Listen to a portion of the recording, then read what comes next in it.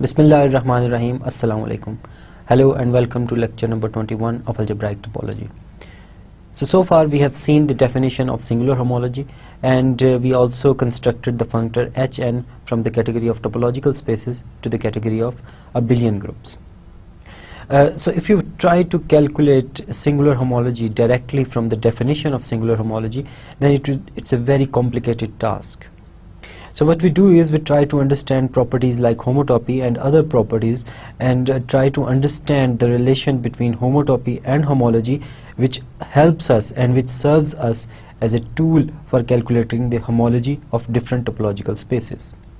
Okay, so in today's lecture we will try to understand if two spaces or if two functions are homotopic, then what's the relationship between the homology. Okay, so in other words, we already know that if we have a function from a topological space X to topological space Y, then its image under the functor Hn for some fixed n is basically another map between two homological groups. Okay, so we will try to understand these kind of things in today's lecture, and we will see that this helps us in calculating the homology of different spaces. So let's recall a few facts from the previous lecture. So starting from the definition of singular homology, so we first construct these free abelian groups. So what are these free abelian groups? So these are basically free abelian groups generated by the singular n simplices. So what is a singular n simplex?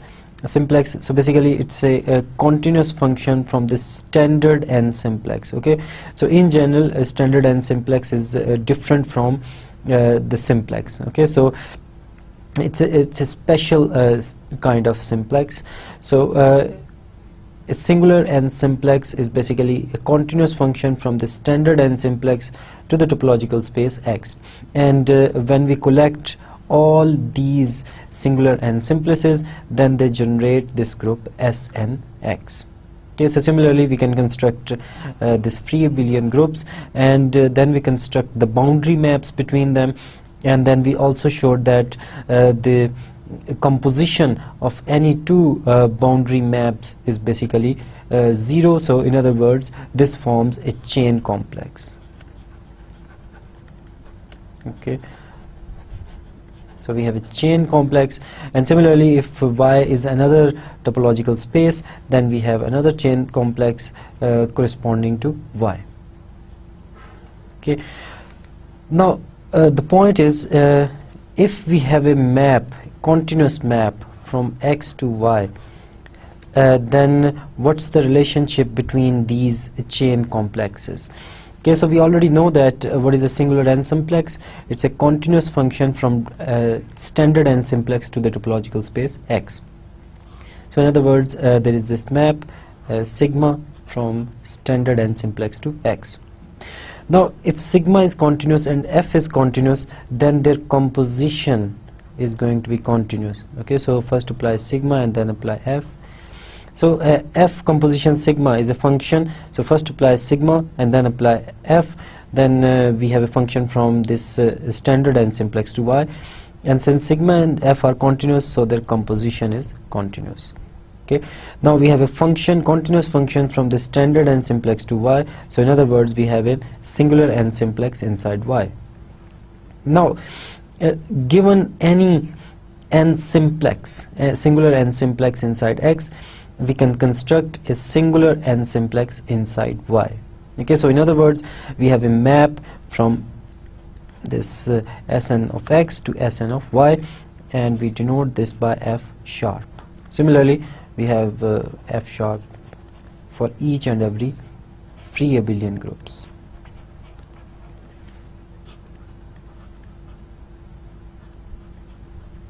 Okay, now there are some important properties of f sharp that we proved in last lecture. So one of the important property is it takes cycles to cycles. So in other words, if I have Zn of X, so the elements of Sn of X such that their image is 0 under this boundary map, so this is contained in the cycles of Y. And similarly we proved that the image under f sharp of the boundaries is contained in the boundaries of y. Okay, so this is contained in b and y. So given these two properties, we can define a map from Hn of x, which is in fact cycles of x quotient with the boundaries of x. Okay, so let me remind you what are these cycles. So this is Zn of x. Okay, so basically this is equal to the kernel of partial n. Similarly, what are the boundaries? So basically this is the image of partial n plus 1. So basically these are the elements of Sn, which are images of elements of Sn plus 1 under this map.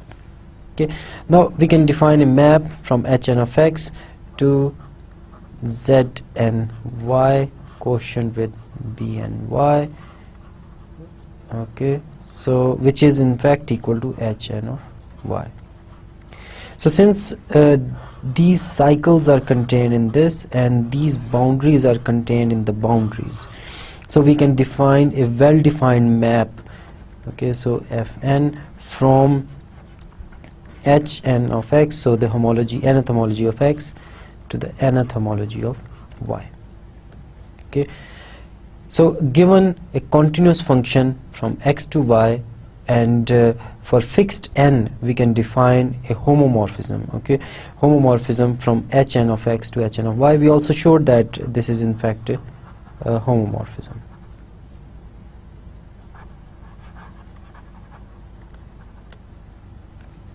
Now using this, for fixed n we can construct a functor Hn from the category of topological spaces to the category of abelian groups. Okay, so we proved all the properties of this functor. In fact, I left some of the properties for as an exercise. Okay, so in fact, if I have composition of two functions, then if it is a functor, then we should have the following thing. Okay, Hn of g.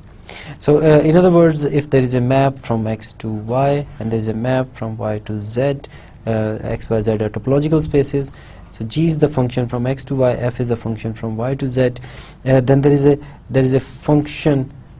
Okay, so the image of g is Hn of g, which is basically a function from Hn of x to Hn of y. And similarly, we have a function from the nth homology of y to the nth homology of z called Hn of f.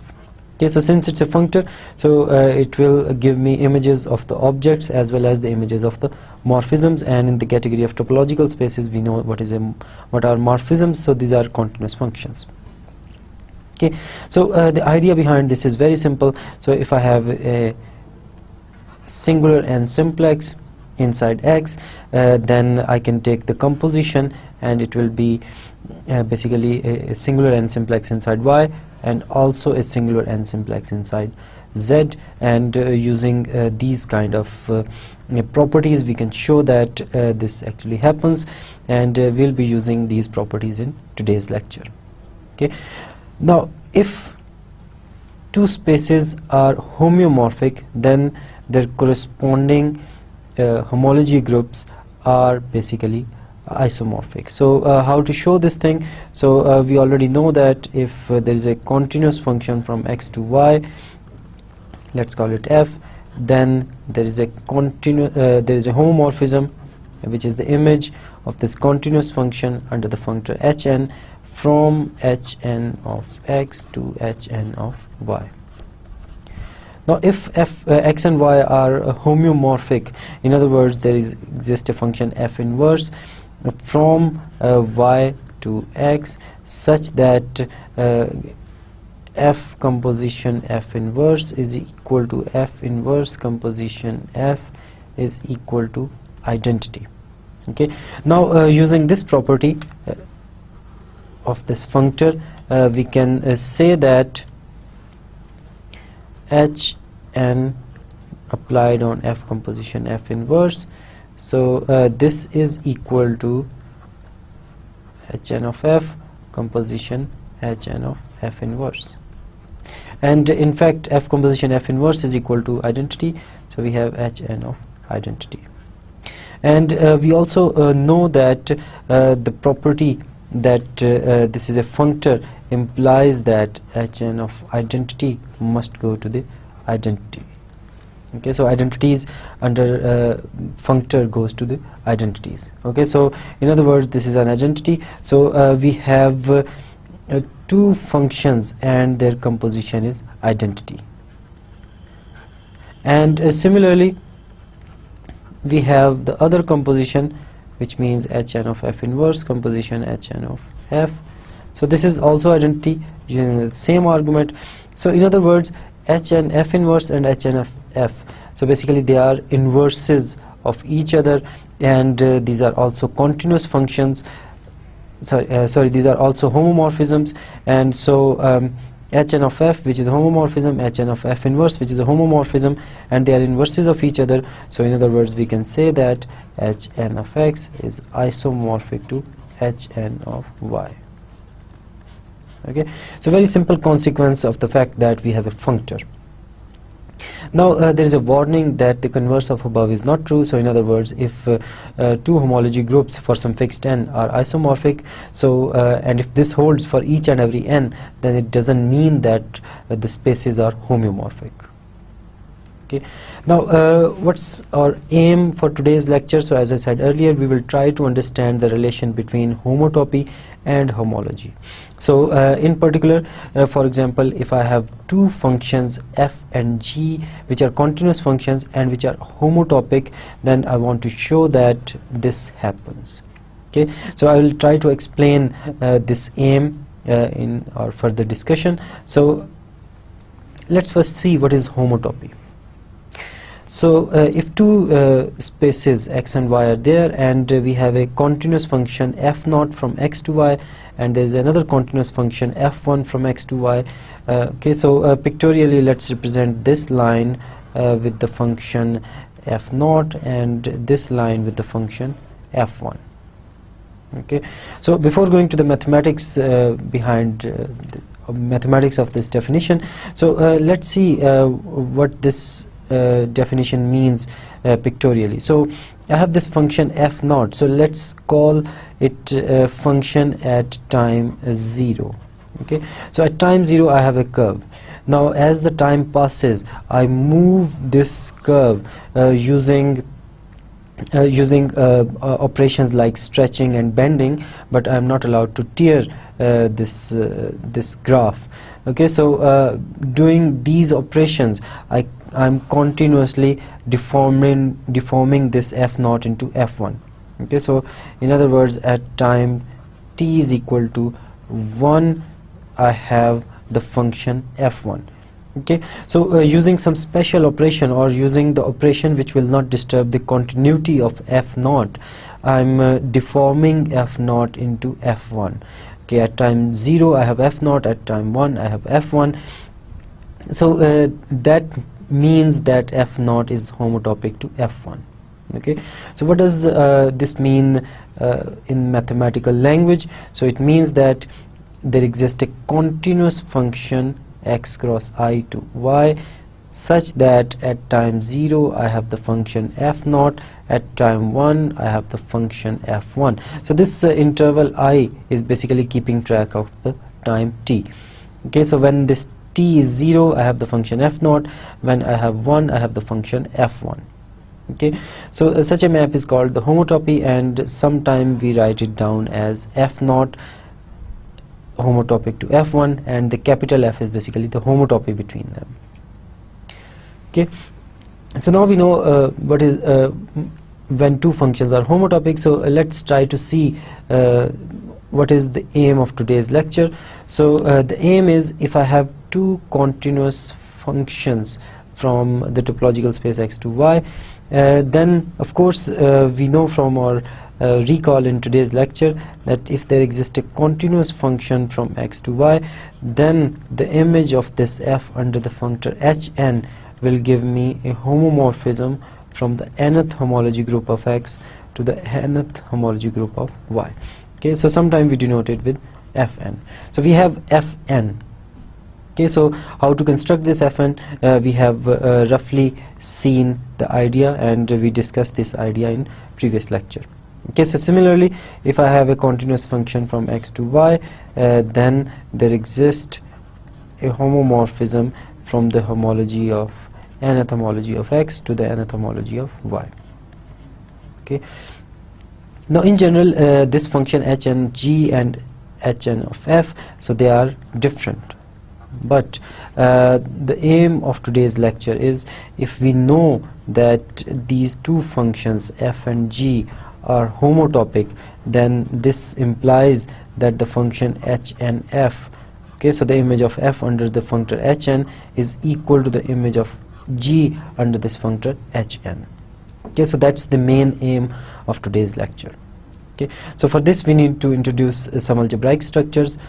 Okay, so if F is the homotopy between F and G, then let's call this homotopy F, then we have this function capital F, which is a function from X cross I to Y. Okay, so now in this discussion we are basically fixing the notation for this lecture. Okay, so this capital F is going to be the homotopy of F and G, and F of X0 is F of X and F of X1 is G of X. So let's begin with our first definition of today's lecture. So if I have a singular n simplex, which means I have a continuous function from this del n to x, then using this singular n simplex, I can define a function from del n cross I to x cross I. So we know that this ID is identity function from I to I, and it is defined as, when applied on an element t of I, it will give me t. Okay, now when I apply this function sigma cross identity on some element alpha t, okay, so this alpha is an element of this standard n simplex, and t is element of I, so this will give me sigma of alpha, and the identity will be applied at t. Okay, so that's how we define this function. Now this is called a singular n plus 1 prism. Okay, so why this is called a singular n plus 1 prism?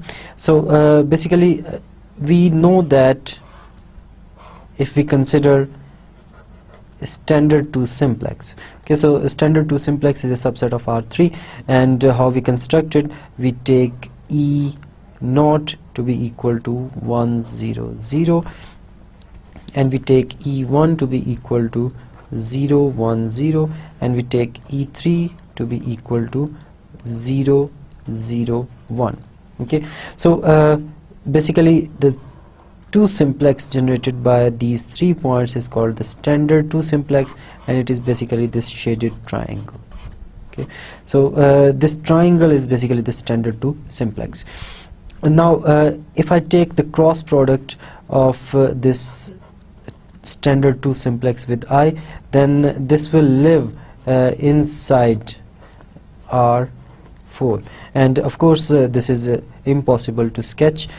So what we do is we represent this triangle with this base triangle, and we take the cross product of this triangle with basically this interval which starts from 0 and ends at t is equal to 1. Okay, so this is t is equal to 1. Okay, so we basically represent this standard 2 simplex with the base of this shape. So this base is basically del 2. Okay, now when we take the cross product of this del 2 with this interval I, then we get this prism. Okay, so that's why we call this standard n simplex cross I to be a prism, and it's a continuous function. Okay, a continuous function from this prism to x cross I to be a singular n plus 1 prism. Okay, so just like we call this sigma from standard n simplex to x to be a singular n simplex. Okay, so since it's a map from a prism, so that's why we call it singular n+1 prism. Okay, so this diagram is basically a rough depiction of the situation of standard 2 simplex cross product with I, and of course the same situation will happen in higher dimensions, and so that's why we are calling it n+1 prism. Okay, so if sigma is a cycle, then at the top of the prism we have this. Okay, so it should be bottom, okay, and this should be top. Okay, so if sigma is an n cycle, then at the bottom of the prism we have the following thing. Okay, now we know that this f is a function from x cross I to y, and we also know that we have a continuous function from del n cross I, and this continuous function is sigma cross identity. Okay, so in other words, this is our function f, and this is sigma cross identity.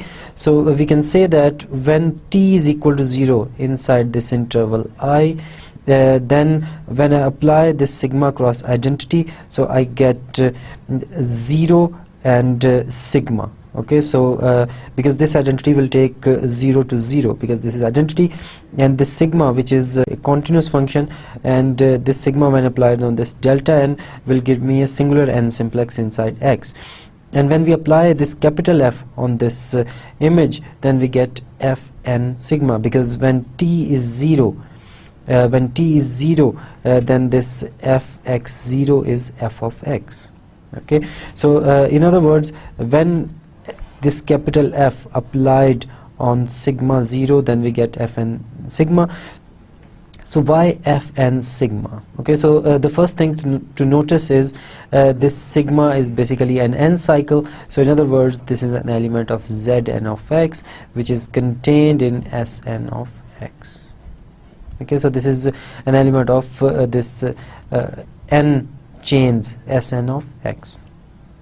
And we also know that if I have a continuous function f from x to y, because f is a continuous function from x to y, then the image of f under this functor hn is going to give me fn, which is basically a function from hnx to hny. Okay, so basically when this fn apply on some cycle of Sn, then this will give me a cycle in Hn of y. Okay, so that's f of sigma 0. And similarly, when t is equal to 1, then we take t is equal to 1 in this I, and when we take t is equal to 1 and under this identity, it will give me 1, and this sigma will give me a singular simplex. So basically f of sigma 1 is basically equal to gn of sigma. Okay, so that's our picture, and that's our first definition. So let's go further and discuss these things. Now, roughly speaking, top and bottom are part of the boundary of the prism. Now this is basically once again our prism, which is constructed, or which is depicting the situation of standard 2 simplex and its cross product with I. In fact, this lives in R4, but we are taking the situation like this. Now of course this sigma is basically a continuous function from del 2 to the space x. So when we take the continuous image of this prism, then I will get some shape. Okay, so something like this. Okay, so I'm taking the continuous image of these lines, and I'm getting this, and similarly I'm getting continuous image of these lines as well. Okay, so I'm getting the continuous image of each and everything. Of course the situation could be much worse than just this prism. Okay, so it could be a very deformed shape. Okay, so what is the boundary of this thing? So the boundary of this thing is basically the top face, okay, and the bottom face, and basically the boundary of this sigma cross the identity. So while the boundary of this prism is basically top face, bottom face, and this expression, so so the boundary of sigma is in fact the boundary of this 2 simplex at the bottom. And then when we take the cross product of this triangle, then I will get these walls of the prism. Okay, so these 3 walls are obtained like this, and top face and bottom face are obtained from this standard 2 simplex. So the image of this standard 2 simplex under sigma, and the image of this delta bar 2, which is the top face of this prism, and under some continuous map. Okay, so this prism del n cross I is not a simplex. Okay, so we can see it from this depiction of the case of this standard 2 simplex cross I, but we can subdivide it into simplices. Okay, so how we do that? So let this del n be a standard n simplex, then we can take del n cross I as a subset of Rn plus 2 generated by the following elements. Okay, so of course this del n is generated by these n plus 1 elements, and if we want to introduce this extra coordinate I, then it should live inside Rn plus 2.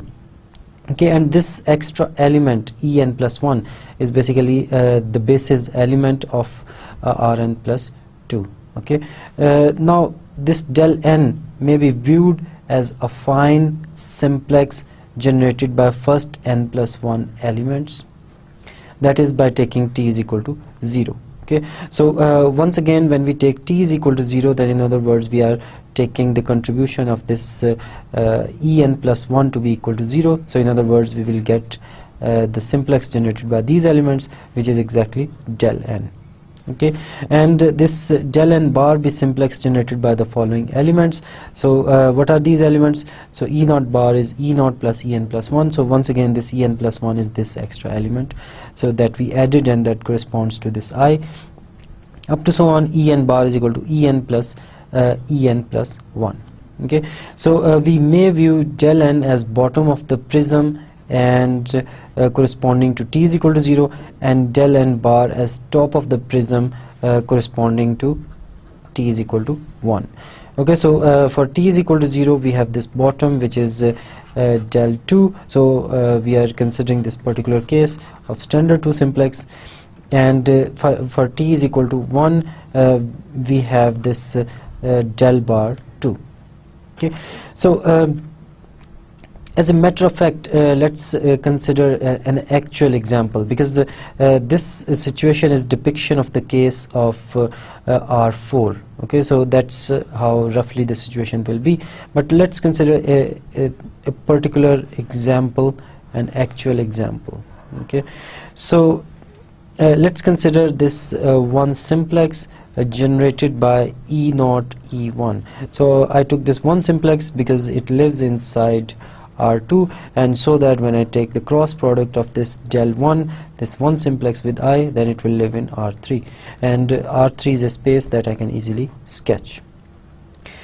And so consider this E naught. So this E naught is equal to 1 0. So of course this one simplex, standard one simplex, lives inside R2, but I'm taking this R2 to be embedded in R3, so that I can compare this del 1 with del 1 cross I.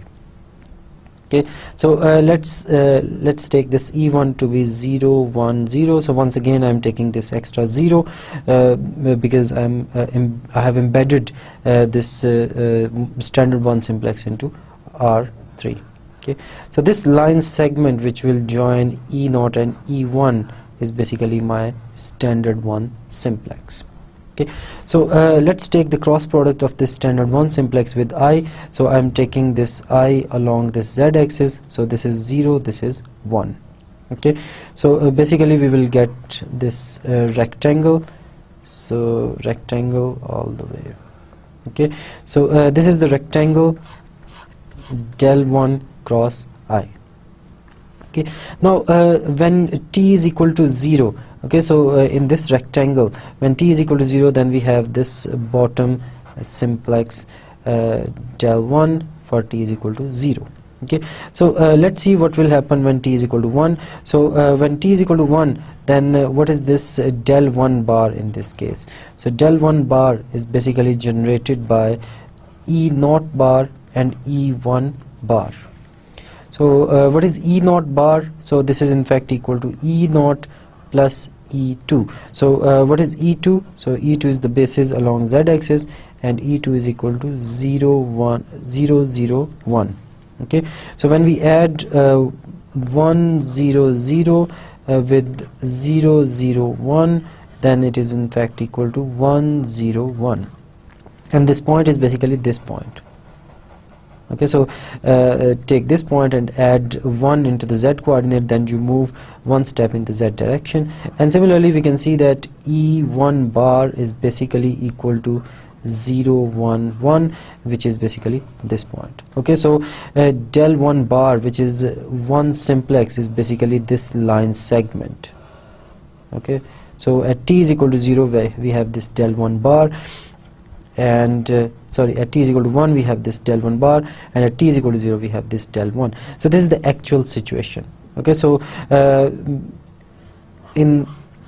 for the case of standard 2 simplex, so we have this standard 2 simplex shown at the bottom, and for t is equal to 0 we have this, and t is equal to 1 we have this simplex del 2 bar, and that's what the depiction of the two-dimensional case. And of course when we go to the higher dimensions, then the situation gets much complicated. Okay, so now in the case of 2 dimensions, as I've said earlier, for t is equal to 1 we have this del 2 bar, and for t is equal to 0 I have this del 2. So the point is, this is not a simplex. This prism is not a simplex. So what can we do? So we can divide this prism into parts such that each part is basically a simplex. So how we do that? So let's call it E0, let's call it E1, let's call it E2. Okay, so this is E0, E1, E2, E0, E0, okay, E1, E2. Okay, so at the top of E2 we have E2 bar, at the top of E1 we have E1 bar, at the top of E0 we have E0 bar. Okay, so this simplex generated by E0, E1, E2 and E2 bar. Okay, so E0, E1, E2 and E2 bar. Okay, so this is one simplex, and similarly we can consider other simplexes. So basically by taking E0 bar, and basically this side is basically E1 bar, and this vertex is basically E2 bar. Okay, so in other words we can take the following: E0 bar, E1 bar, E2 bar. Okay, so that's another simplex. Okay, now let's come to the last simplex. So E0, E1, and this basically simplex is E2 bar, and this simplex is E1 bar. Okay, so what is this simplex? So this simplex is basically E0, E1, E1 bar and E2 bar. So basically these are the 3 simplexes. So when we join them together, then we get this prism. Okay, so basically this is E2 bar. Okay, so we are going to do the same thing for n dimensions. Okay, so of course if we want to do it for n dimensions, so we have to recognize some pattern between these 3 simplexes and relation between these 3. Okay, so if you observe these 3 simplexes, then I can write them down as E0, E0 bar, E1 bar, E2 bar. Okay, plus E0, E1, E1 bar, E2 bar, plus E0, E1, E2, E2 bar. So if you look at these appearance of bars, okay, so in this simplex E0 appears twice, but one time with bar and one time without bar. Similarly in this case E1 appears twice, one time without bar and one time with bar, and in this case E2 appears twice. So on the same pattern, one of E2 doesn't have bar and one of the E2 has a bar. Okay, so if you follow this pattern, then you just move, you just repeat this index I from 0 to 1, 2. Okay, so following these and following this pattern, we can define the following thing. Basically we are dividing this prism into simplices. So if you look at this definition, then we are doing the same thing. We are starting from I is equal to 0 to n, and for each and every I we are repeating this thing. Okay, so you can see that for this I am repeating, so one of the I is without bar and one of the I is with bar. And let's go back to the example.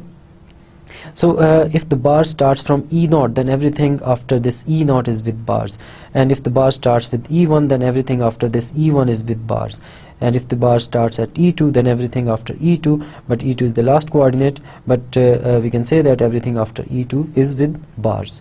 So on the same lines we have defined this. So on EI, if the bar repetition is on the EI, and we have two EIs, one with bar and one without bars, then after this EI everything will be with bars. Okay, so these signs are there just to be sure that we are not losing the orientations. Okay, so this Pn is basically a collection of simplices which will divide this prism into simplices. Okay, so now this Pn may be viewed as an element of this. So now we can take this standard n simplex cross I to be subspace of Rn plus 2. Okay, so if this is some subspace of Rn plus 2, then we can define the singular n simplices and singular n plus 1 simplices up to so on. So in this case we can define this, and Pn may be viewed as an element of this because the elements of this, okay, so the elements of this are n plus 1 simplices. Okay, so let's go back to our example and see if it is true. So in this case we started from a 2 simplex. Okay, so this base is basically the 2 simplex, and by taking the cross product with I, we got this prism. Now this prism is not a 2 simplex and it's not a simplex either, so we can divide this prism into simplices. Okay, so each and every simplex is basically a 3 simplex. Okay, so now note that you started from a 2 simplex, and with this prism you have 3 simplices. Okay, so it is a 3 simplex, so this is a 3 simplex, so this is a 3 simplex, so all these 3 are 3 simplices. So in other words, if you start from basically standard n simplex, then this Pn is basically a collection, a special collection of n plus 1 simplices. So that's why the elements of Pn are elements of these n plus 1 Sn plus 1 del n cross I. Okay, so we can follow the same procedure for a general simplex.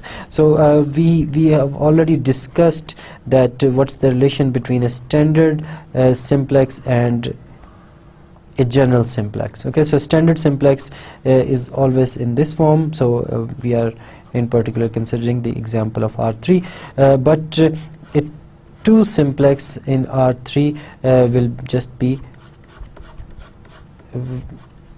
this shaded triangle. Okay, and it can be placed anywhere in R3, but there is a relation between standard 2 simplex and any 2 simplex in R3, so we can say that this vertex goes to this, and this vertex goes to this, and this vertex goes to this. Okay, so it's basically you can easily define a map from the standard 2 simplex to any simplex. Okay, so let alpha be an n simplex, then we can follow the same procedure. Okay, so just like we did the procedure for this standard 2 simplex, so we can follow the same procedure for this 2 simplex. So in other words, take this 2 simplex and construct this prism, and basically follow the same procedure. And this prism is not a simplex, so divide this simplex into parts, and so we get the following thing. So in this case, the vertices are EIs, so this is E2, E1, E0, but in this case the vertices are not going to be E0, E1, E2, they are going to be in general X2, X1 and X0. Okay, so these are going to be general vertices, general elements of the space. So if we follow the same procedure, then we have this Pn of alpha. Okay, now we can consider this simplex alpha as a map from delta n to image of alpha. So once again, as we have seen that this 2 simplex can be considered as a map from this standard 2 simplex to this 2 simplex. Okay, so we can consider this alpha as a map from this standard n simplex to the image of alpha. Okay, so this will define a map alpha cross identity from del n cross I to image of alpha cross I. Okay, so very easily, so because identity is a function from I to I, and it will give me when applied on some element t, it will give me t, and this alpha is a function from the standard n simplex to image of alpha, so that's why we have the function from del n cross I to image of alpha cross I. So we have an induced map from this n plus 1 chains of del n cross I to n plus 1 chains of image of alpha cross I. Okay, so this alpha is basically a linear map. Okay, so we have already seen that when we take a map from a standard n simplex to simplex, then basically it's a linear map. Okay, so if it is a linear map, then it will be a continuous function. So basically we have a continuous function from del n to image of alpha, and so this identity is also continuous, so we can say that alpha cross identity from del n cross I to image of alpha cross I is basically a continuous function. If it is a continuous function, then we can say that if we have an n plus 1 simplex, okay, so if I have some n plus 1 simplex, which means a continuous function, so let's call it sigma prime, a continuous function from this n plus 1 standard n plus 1 simplex to del n cross I, then the composition of this will also be a continuous function from the standard n plus 1 simplex to image of alpha cross I. So basically every element of this can be taken to Sn plus 1 of image of alpha cross I. Okay, and now we can also observe that the image of Pn. Okay, so of course this Pn consists of elements which are contained in this space. Okay, so these are the simplices contained in this space, and these are n plus 1 simplices, so that's why this Pn belongs to this. Okay, so let's go back and see Pn. So these elements are basically n plus 1 simplices. Okay, and we constructed these using this prism del n cross I. So in other words, these simplices are contained in the prism del n cross I. In other words, we can say that these n plus 1 simplices are elements of Sn plus 1 del n cross I. Okay, so this Pn is an element of this because this is combination of n plus 1 simplices inside del n cross I. So when we apply this alpha cross identity, okay, so on this element of Pn, then we get this Pn of alpha. So we can easily see this thing because this alpha which is just an n simplex, so we have taken this alpha to be a function from standard n simplex to image of alpha. Okay, so in fact it's another way of saying that we can follow the same procedure for each and every n simplex, and this is the relation between the procedure for standard n simplex and any n simplex.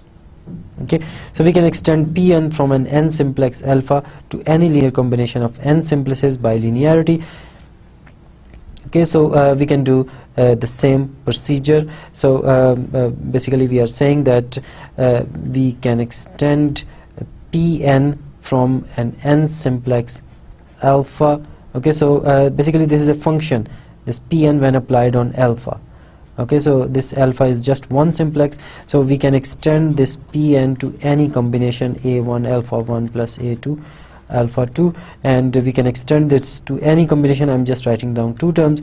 So by linearity means this is equal to, so we define that this is equal to Pn alpha 1 plus a2 Pn alpha 2. Okay, so we know what is this image, we know it from here, and we know what is this image, we know it from here, and we also know how to multiply these with integers. And so that's why if we extend this by linearity, then we have a function on any combination of these simplices. So we can define the following thing. Okay, so now this Pn, remember that this Pn can be applied on any linear combination of n simplices. Okay, so that's what we have done so far. So if I have a standard n plus 1 simplex, then the boundary of this, okay, so how to define the boundary of this? So the boundary of e0, e1 up to so on en plus 1, so this is standard n plus 1 simplex. So the boundary of this is basically summation minus 1 raised to power I varies from 0 to n, and e0, e1 up to so on ei, so we basically delete this ei up to so on up to en plus 1. And now these elements are basically n simplex. Okay, so each and every term in this summation is basically an n simplex. So we defined this Pn that it will be it can be distributed. Okay, so it's a linear thing, so it can be distributed over each and every element of this summation.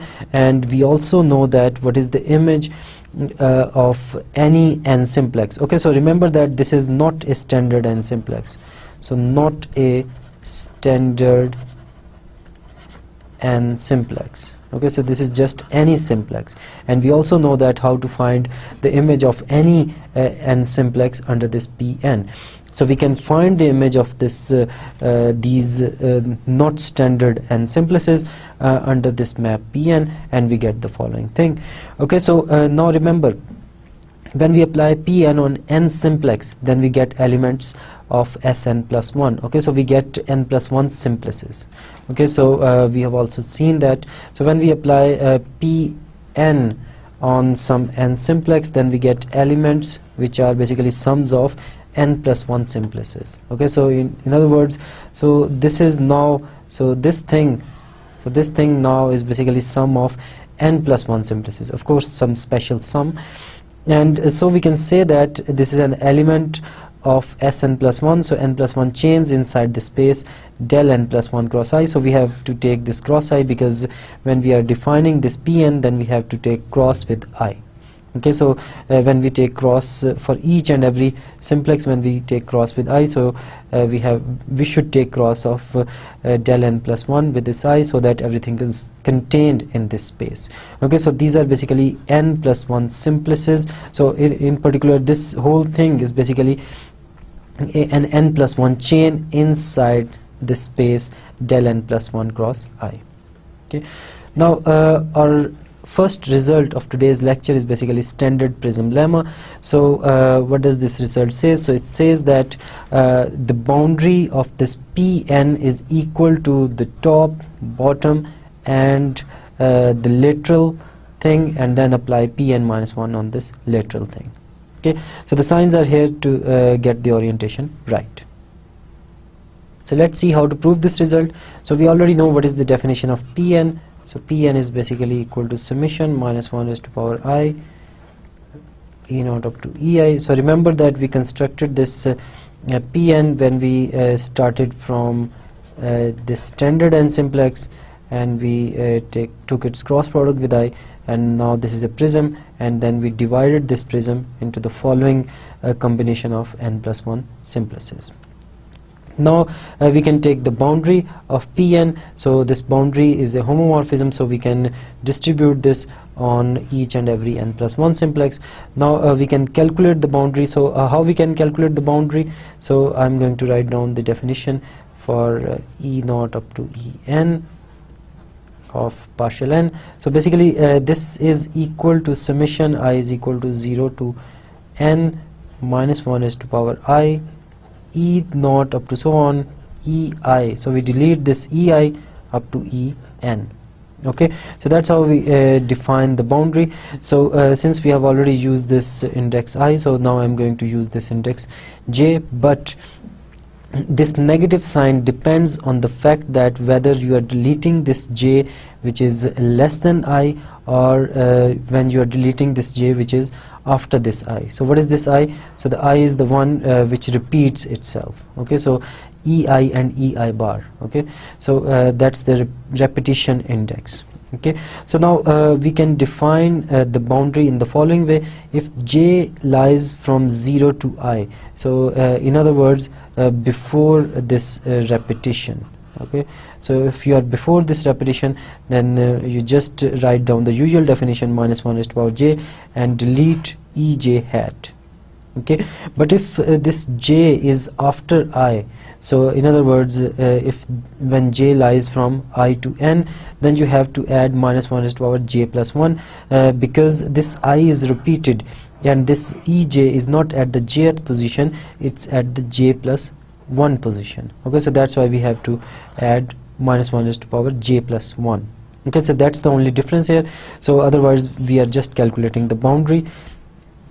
So if in this sum we consider the terms when I is equal to j, then we will get the following expression.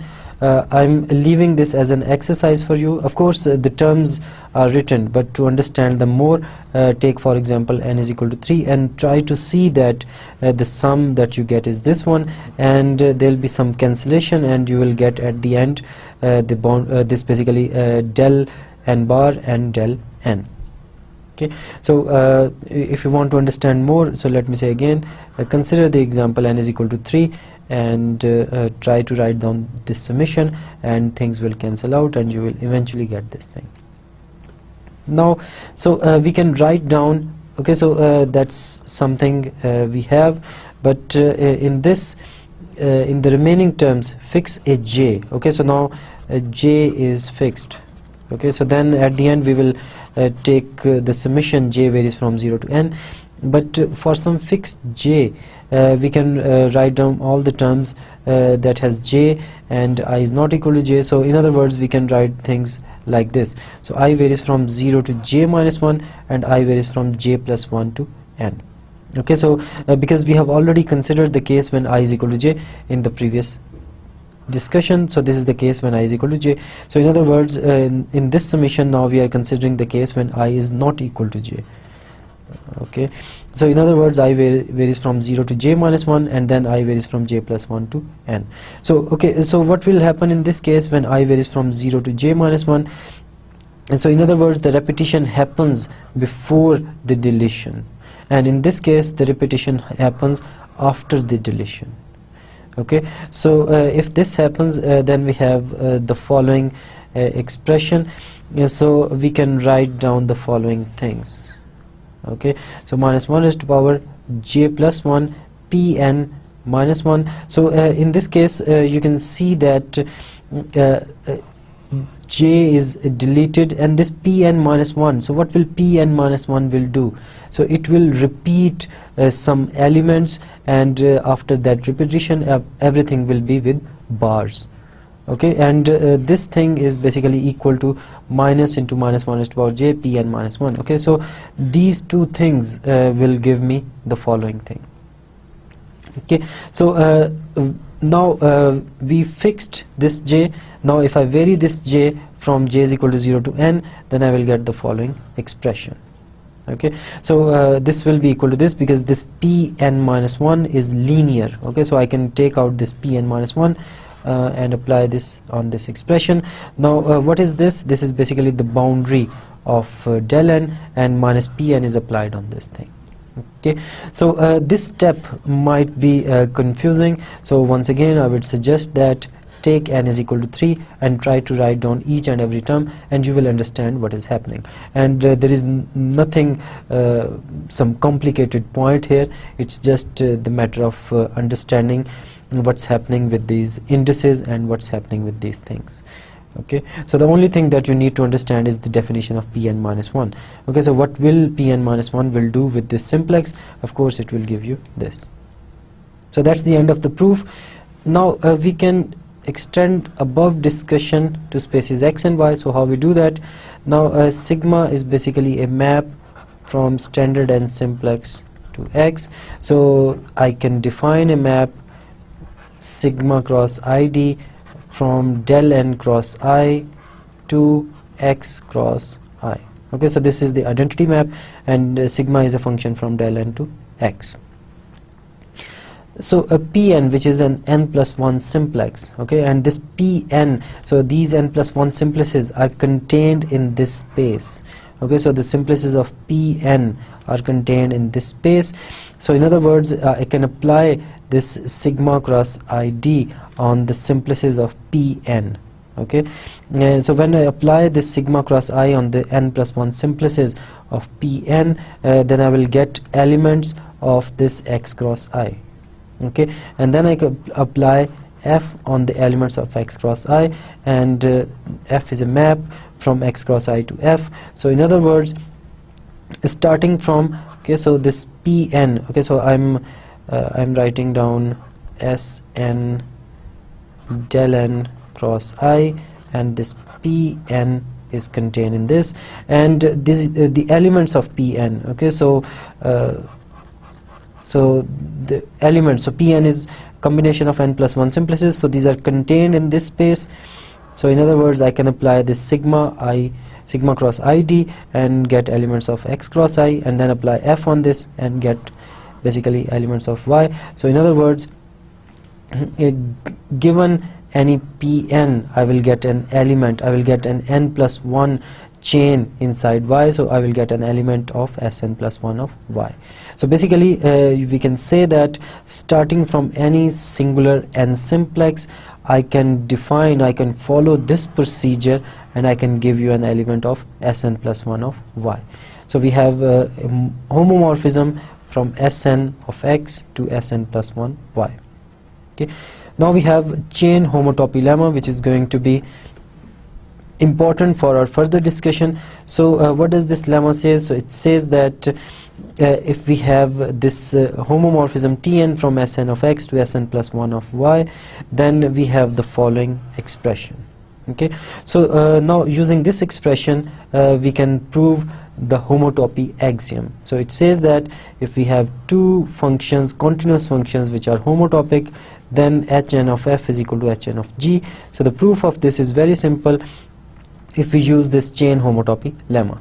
Okay, so how to prove this result? So consider this n singular cycle. Okay, so we want to show that this f star and g star are equal. So in other words, the image of fn of some element Cn, where Cn is an element of Hn of x. In other words, Cn is a cycle in the space x, so the images are equal. Okay, so consider this Cn, which is a cycle, and of course an element of this. Then if it is a cycle, then by this lemma, when we apply this boundary on Cn, then we will get 0. So this whole term is 0, so that's why we get this expression is equal to this expression. Okay, so what do we get? So n plus 1 boundary Tn of Cn is equal to this thing. Okay, now what is this expression? So this is boundary. Okay, so basically this is an element of Bn. Okay, so Hn of x is equal to Zn of x quotient with Bn of x. Okay, so and similarly this is basically equal to, okay, so Hn of y is basically equal to Zn of y quotient with Bn of y. And this Tn is basically Tn of Cn is basically an element of Sn plus 1 of y, because this Tn is a map from Sn of x to Sn plus 1 of y. So when we apply Tn on Cn, then we get an element here. So basically we can say that Tn of Cn belongs here, and when we take the boundary of this thing, okay, so apply partial n plus 1, then we will get an elements of S and y. And in fact this Tn of Cn, which is an element of Sn plus 1y, and when we take the boundary, then this partial n plus 1 Tn Cn belongs to Bn of y. Okay, so in other words, these two images, okay, so it should be minus, so these two images differ by an element of by. So let me say again, take an element of Hn of x, apply Gn, apply Fn, their difference is basically equal to an element of Bn of y. So in other words, their image is basically, we can say that Gn of Cn, so the class of this is equal to the class of Fn of Cn. So the classes means the classes of the quotient z and y, quotient with b and y. Okay, so the class is equal because these two elements differ by an element of Bn of y. Okay, so that's why we can say that the image of Fn and Gn for each and every cycle Cn are equal, and that's the proof of our main result. Now let's recall ourselves what is homotopy equivalence. A continuous map f from x to y is homotopy equivalence if there exists a continuous map from g to y such that their compositions are homotopic to identity. Okay, now if x and y, okay, so if f from x to y is homotopy equivalence, then this is an isomorphism. So a very simple proof, because if f is a continuous function, and if this is homotopy equivalence, which means there is a function y to x such that f composition g is basically homotopy equivalent to 1y, and g composition f is homotopy equivalent to the identity of x, then using this result, if two functions are homotopic, okay, so f and g are homotopic, then their images under this functor are same. Okay, so in other words, what we are saying that Hn of f composition g is equal to Hn of 1y, and we are also saying that Hn of g composition f is equal to Hn of 1x. Now we also know that this is equal to Hn of f composition Hn of g, which is equal to the identity, because the functor says that identity must goes to the identity. So Hn of g composition with Hn of f is equal to the identity. So what is Hn of x? So Hn of f, so it's a function from Hn of x to Hn of y. Okay, so we have a function from Hn of x to Hn of y, and we have another function which is basically Hng, which is function from Hny to Hn of x, and their composition is identity, and these are basically homomorphisms. So these two functions are homomorphisms. So these two homomorphisms, their composition is identity, so this implies that Hn of x is isomorphic to Hn of y. So if there exists a homotopy equivalence between two spaces, then their homology groups are isomorphic. So that's an important consequence of the properties of homotopy. Okay, so if we know that there is a homotopy equivalence between two spaces, then their homology groups are isomorphic. Okay, so that's an important tool for calculating the homology of some topological space.